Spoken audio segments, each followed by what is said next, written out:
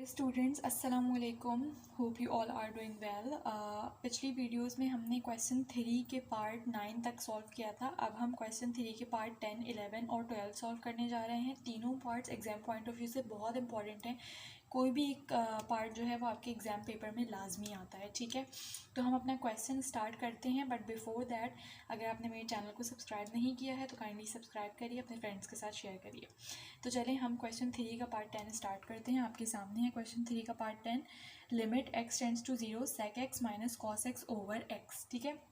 अगर हम इसकी फॉर्म चेक करें तो हमें पता है कि जो सेक 0 है वो इक्वल होता है 1 के, माइनस कॉस 0 भी किसके इक्वल होता है 1 के, डिवाइडेड बाय x की जगह पे 0। तो 1 माइनस 1 इज़ 0 ओवर 0 फॉर्म बनी है ये, ठीक है।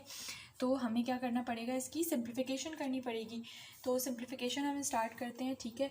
तो हम सबसे पहले लिखेंगे limit x tends to 0 sec x की जगह हम 1 ओवर कॉस x लिख सकते हैं, माइनस ये कॉस x और डिवाइड बाय ये x, ठीक है।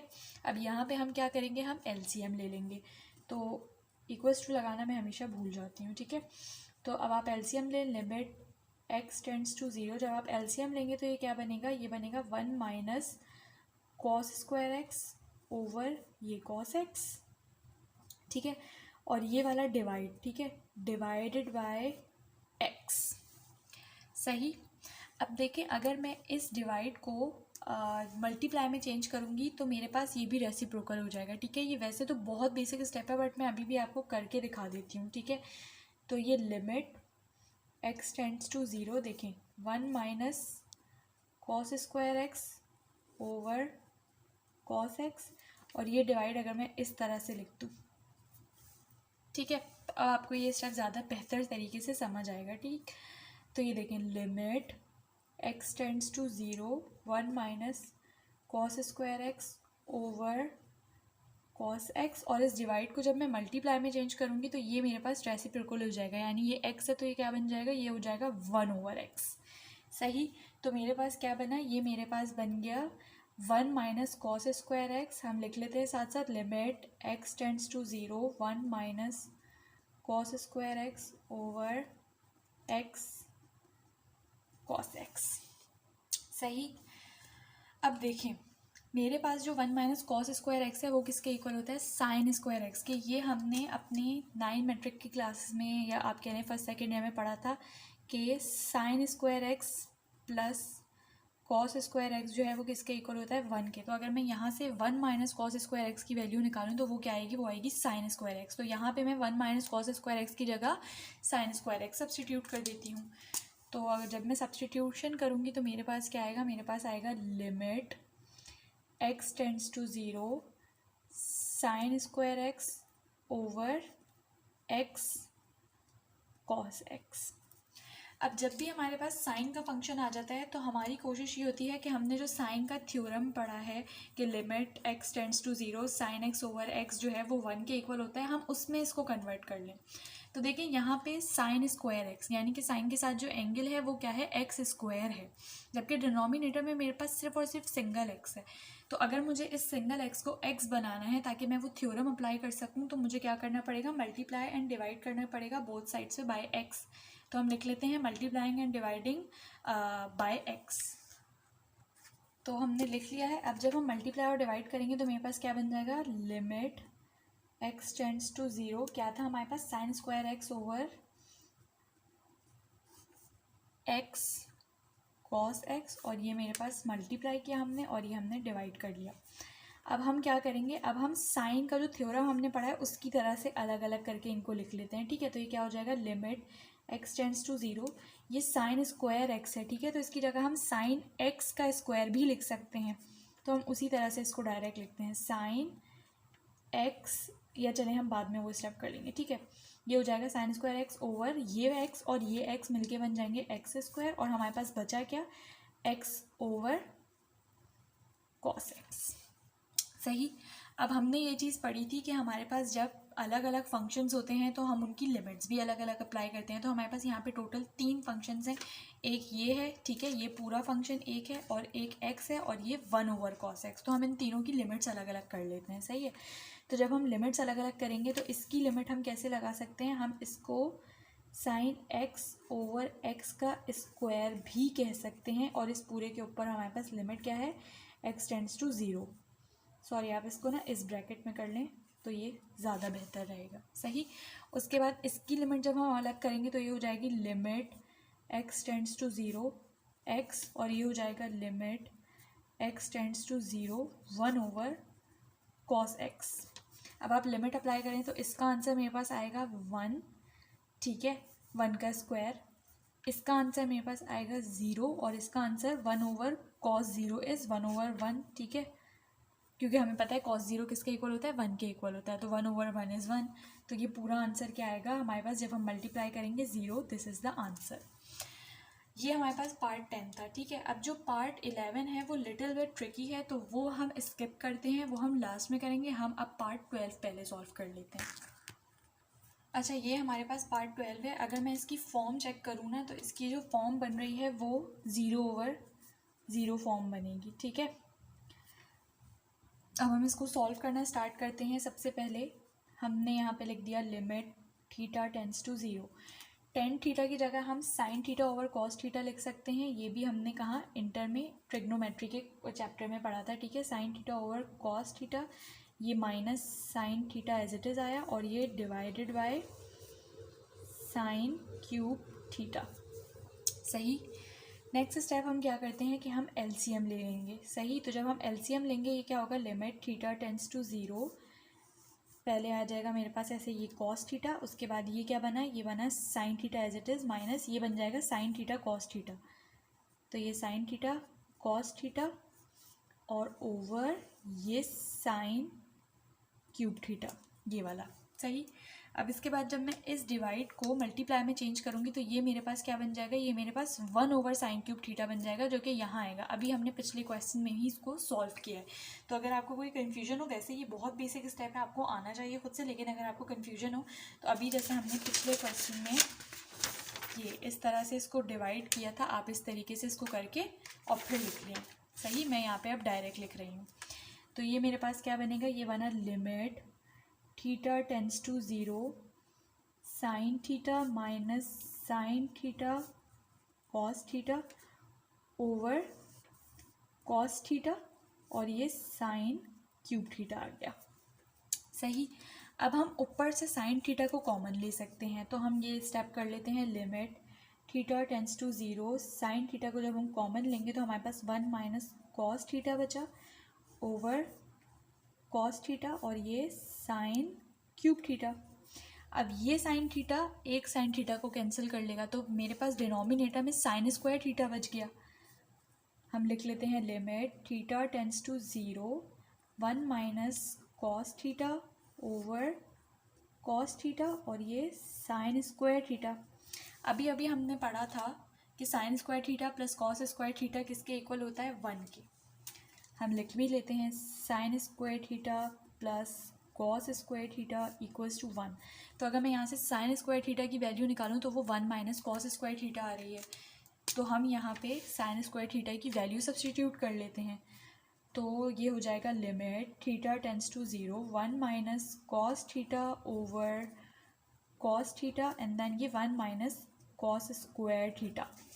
अब हमने A square minus B square का ये फॉर्मूला बन गया है, जो कि क्या होता है a plus b a minus b. तो हम वो फॉर्मूला भी लिख लेते हैं कि a square minus B square equals to a plus b a minus b. तो जब वो फॉर्मूला ये मैं यहाँ पर अप्लाई करूँगी तो मेरे पास क्या बन जाएगा, मेरे पास बन जाएगा limit theta tends to 0 1 minus cos theta over cos theta, और ये क्या बन जाएगा, एक दफ़ा 1 प्लस कॉस थीटा बन जाएगा ये, और एक दफ़ा 1 minus cos theta according to this formula. अब देखें ये 1 माइनस कॉस थीटा और 1 माइनस कॉस थीटा तो क्या हो जाएंगे, कैंसिल आउट हो जाएंगे। तो हम यहाँ पे स्टेप कर लेते हैं। लिमिट थीटा टेंड्स टू 0, मेरे पास क्या बचेगा, 1 ओवर ये बचा कॉस थीटा और यहाँ से 1 माइनस कॉस थीटा कैंसिल हो चुका है, तो ये सिर्फ 1 प्लस कॉस थीटा बचा। सही, तो जब आप यहाँ पर लिमिट अप्लाई करेंगे तो 1 ओवर मेरे पास यहाँ पे कर लेते हैं हम, ठीक है। आई होप आपको अब ये नज़र आ रहा होगा। सही, हम इसके बाद ये स्टेप कर रहे हैं। जब हम लिमिट अप्लाई करेंगे तो ये 1 ओवर कॉस ज़ीरो इज़ 1 और 1 प्लस ये दोबारा कॉस ज़ीरो, तो ये भी क्या हो जाएगा 1, तो ये क्या बनेगा 1 ओवर 1 और 2, that is 1 over 2, right answer. सही, अब हम क्वेश्चन 11 सॉल्व करने जा रहे हैं, जो कि लिटिल बिट ट्रिकी तो मैं नहीं कहूँगी, मतलब आपको उसमें थोड़ा सा दिमाग लगाना पड़ेगा, तो उसको आप बहुत ध्यान से देखिएगा कि मैं किस तरह से आपको समझा रही हूँ कि सॉल्व करना है। ये हमारे पास क्वेश्चन 11 है। अगर मैं इसकी फॉर्म चेक करूँ तो ये क्या बनेगी 1 minus cos zero over 1 minus cos zero, तो 1 माइनस कॉस ज़ीरो हमें पता है 1 के इक्वल होता है, तो ये क्या बन जाएगा, ये बनेगा 1 माइनस 1 और डिवाइड में भी 1 माइनस 1, तो ये 0 ओवर 0 फॉर्म बन गई। सही है, तो हमें इस क्वेश्चन को क्या करना पड़ेगा, हमें सॉल्व करके इसको इस इनडिटर्मिनेंट फॉर्म से छुटकारा हासिल करना है ताकि हम लिमिट अप्लाई कर सकें। तो देखिए, हमने कॉस थीटा का एक फॉर्मूला, 1 माइनस कॉस थीटा का एक फॉर्मूला पढ़ा था हमने, जो कि क्या था 1 माइनस कॉस थीटा जो है वो इक्वल होता है 2 साइन स्क्वायर थीटा बाई 2 के इक्वल। पर मुझे कॉस थीटा की वैल्यू नहीं चाहिए, 1 माइनस कॉस थीटा की नहीं, मुझे 1 माइनस कॉस पी थीटा और 1 माइनस कॉस क्यू थीटा की वैल्यू चाहिए। तो मुझे क्या करना पड़ेगा, बोथ साइड्स पे पी और क्यू से मल्टीप्लाई करना पड़ेगा ताकि मेरे पास क्या आ जाए, 1 माइनस कॉस पी थीटा और 1 माइनस कॉस क्यू थीटा की वैल्यू आ जाए। तो जब मैं पी से मल्टीप्लाई करूँगी तो ये मेरे पास क्या बन जाएगा, ये मेरे पास बनेगा 1 माइनस, मैं यहाँ पे लिख रही हूँ m by P, which means that multiplying by P, आप पूरा लिखिएगा, ठीक है। ये क्या बनेगा, ये बनेगा 1 माइनस, सॉरी ये क्या बन जाएगा 1 minus cos P theta equals to 2 sine square P theta by 2। सही, और जब मैं इसको मल्टीप्लाई करूँगी बाय क्यू तो ये क्या बन जाएगा, ये मेरे पास बना 1 minus cos Q theta equals to 2 sine square Q theta by 2। सही है, हमें पता है कि अगर हम मल्टीप्लाई करते हैं तो हमें या तो बोथ साइड्स पे मल्टीप्लाई करना है या मल्टीप्लाई एंड डिवाइड करना है। तो हमारे लिए बोथ साइड्स पे मल्टीप्लाई करना इस स्टेप में मतलब यहाँ पे कन्वीनियंट था, क्यों, क्योंकि हमें cos P theta by P theta 1 minus cos P theta की वैल्यू चाहिए, ना कि 1 minus cos P theta over P की वैल्यू चाहिए। सही है, आपको बात समझ आ रही होगी कि मैं क्या बात कर रही हूँ। सही, अब जबकि हमारे पास ये दोनों, इन दोनों की वैल्यू ये आ चुकी है, तो हम इनकी जगह पे इनकी ये वैल्यू सब्स्टिट्यूट कर देते हैं।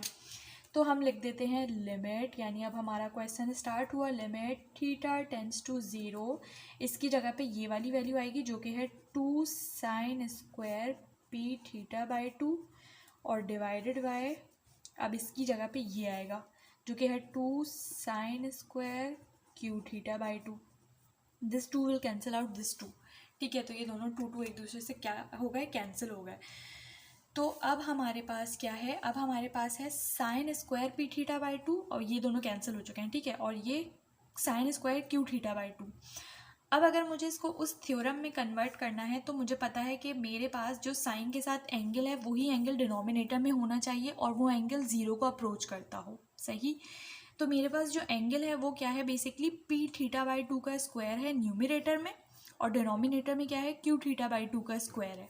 सही है, तो इसका मतलब मुझे न्यूमिनेटर को मल्टीप्लाई एंड डिवाइड करना पड़ेगा पी थीटा बाई 2 के स्क्वायर से और डिनोमिनेटर को मल्टीप्लाई एंड डिवाइड करना पड़ेगा क्यू थीटा बाई 2 के स्क्वायर से, तभी मैं वो जो साइन थीटा का हमने थ्योरम पढ़ा था वो अप्लाई कर सकती हूँ। सही है, तो हम यहाँ पे लिख लेते हैं ये वाली चीज़, ये देखें ये मैंने लिख लिया है, ठीक है। एम एंड डी का मतलब multiplying and dividing, numerator bye P theta by 2 का square and denominator by Q theta by 2 का स्क्वायर। तो अब ये देखें, बहुत ध्यान से देखिएगा इस स्टेप को, हमने लिखा लिमिट थीटा टेंड्स टू 0। सबसे पहले इसको एज इट इज़ लिख लें, ये 2 और 2 मैं यहाँ पे कैंसिल करके भी दिखा देती हूँ, ठीक है, ताकि कोई कन्फ्यूजन ना रहे। ये एज इट इज़ आया sign square P theta by 2 और ये हमने ये जो मल्टीप्लाइंग लिखा है वो कर रहे हैं पी थीटा बाई 2 का स्क्वायर और ये जो हमने डिवाइड किया है वो हम कर रहे हैं पी थीटा बाई 2 का स्क्वायर, ठीक है। उसके बाद ये मेन डिवाइड जो हमारे पास है, सही है, तो उसको मैं ब्लैक पॉइंट से कर लेती हूँ ताकि आप लोग को कन्फ्यूजन बिल्कुल भी ना हो। सही है, ये क्वेश्चन वाला डिवाइड है। सही है, सॉरी जो हमारे ऊपर वाले स्टेप का है। और ये हमारा फिर आएगा sine square cube theta by 2, और ये जो हमने लिखा है कि डिनोमिनेटर को हम मल्टीप्लाई और डिवाइड करेंगे इससे, वो वाला आया। ठीक है, तो ये क्यूब थीटा बाई 2 के स्क्वायर से हमने इसको मल्टीप्लाई किया और ये डिवाइड किया हमने इसको क्यूब थीटा बाई 2 के स्क्वायर से। सही है, ये देखें ये हमारा एज इट इज़ था, ये वाला ये वाला, तो वो हमने एज इट इज़ लिखा। उसके बाद हमने लिखा था कि हम मल्टीप्लाई भी करेंगे और डिवाइड भी करेंगे, तो वो हमने किया। फिर ये वाला डिवाइड आया जो ब्लैक पॉइंट से मैंने किया है। ठीक है, उसके बाद ये एज इट इज़ आया, और उसके बाद जो हमने लिखा था कि डिनोमिनेटर को हम इससे मल्टीप्लाई और डिवाइड भी करेंगे, वो है ये। सही, तो अब हमारे पास जो है वो क्या करना है, हमें इसको सिंप्लीफाई करना है। तो ये आया लिमिट थीटा टेंड्स टू 0, ये क्या बना मेरे पास, ये मेरे पास पहले इसको हम लिख लेते हैं। सही है, तो ये बनेगा P square theta square over 4, ये मैंने ये वाला खोल के लिखा है। सही है, और ये मेरे पास क्या है, इसको हम जो है ना, जो हमने साइन का थ्योरम पढ़ा है उसकी फॉर्म में लिख लेते हैं। तो वो हमने क्या पढ़ा था, वो हमने पढ़ा था साइन पी थीटा बाई 2, ये sign square P theta by 2 बोलूँ या साइन पी थीटा बाई 2 का स्क्वायर बोलूँ। सही है, और ये भी स्क्वायर है तो हम दोनों के ऊपर होल स्क्वायर अप्लाई कर देंगे। सही है, और ये पूरा इसमें आ गया। सही, इस तरह से।